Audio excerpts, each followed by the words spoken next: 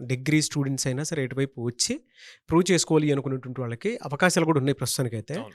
But ఎలా, ఏ విధంగా ఆ ప్రాసెస్‌ని కంటిన్యూ చేయాలి? సో, కొంచెం రీసెర్చ్. ఏం రీసెర్చ్ చేయాలి అంటే, అసలు వాళ్ళకి ఇప్పటి వరకు ఐటీలో ఏమీ తెలీదు. అసలు ఐటీలో ఏ టైప్ ఆఫ్ రోల్స్ ఉంటాయి ఫ్రెషర్స్‌కి, ఏ టైప్ ఆఫ్ టెక్నాలజీస్ ఉన్నాయి, ఆ technology related for suppose programming languages తీసుకుందాం. Java, Python.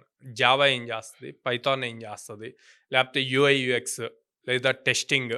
సో, ఇట్లాగా కొంచెం రీసెర్చ్ చేసి వాటి గురించి తెలుసుకుంటే వాళ్ళకి కొంచెం అవగాహన వస్తది. ప్రోగ్రామింగ్ లాంగ్వేజెస్ ఏదో ఒకటి స్ట్రాంగ్‌గా నేర్చుకోవాలండి.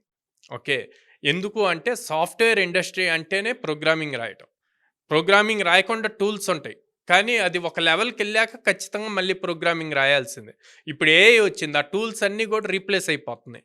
సో, ఆ ఏఐ రిలేటెడ్ స్క్రిప్ట్ అయిన రాయాలి గదా!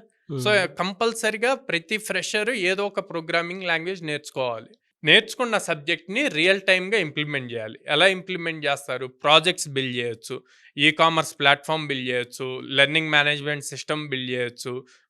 బుకింగ్ సిస్టమ్స్ బిల్డ్ జేయొచ్చు. ఒకసారి ఇన్ని స్కిల్స్ వచ్చాక ఇంక నాన్ ఐటీ అనే వర్డ్ ఎక్కడి నుంచి వస్తదండి? ఆల్రెడీ తిను ఐటీ పర్సన్ అయిపోయాడు హ్మ్. గదా! అవును. సో, ప్రాపర్‌గా అది స్ట్రక్చర్‌గా హార్డ్‌లీ 4-5 మంత్స్. 4-5 మంత్స్ 100% దీని మీదే ఎఫర్ట్స్ పెడితే గనక కంపల్సరీగా సాఫ్ట్‌వేర్ జాబ్ వస్తది. ఇక్కడ మేజర్‌గా కావాల్సింది ఏంటి అంటే, ఎంత క్విక్‌గా ఐటీ స్కిల్స్ నేర్చుకున్నాము, అదే కన్సిస్టెన్సీతో వాటిని ఎంత అప్లై చేశామన్నది ఇంపార్టెంట్.